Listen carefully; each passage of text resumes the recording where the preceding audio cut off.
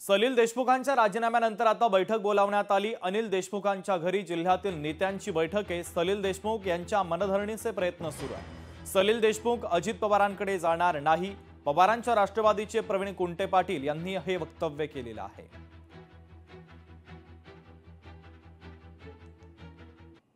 चर्चेतनं अनेक नाराजी लहान असेल की मोठे असेल, चर्चेतनं अनेक विषयाचा मार्ग निघत असतो आणि प्रश्न राजकारणामध्ये समाजकारणामध्ये संवाद हा महत्त्वाचा आहे।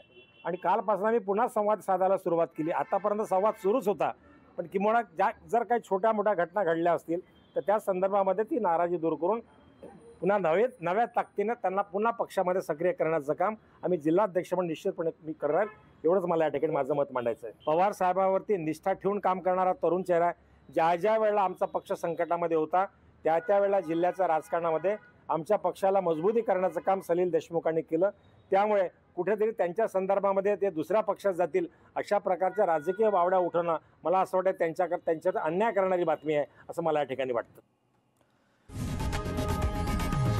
लोकशाही मराठी ऐका, पहा, जागरूक रहा।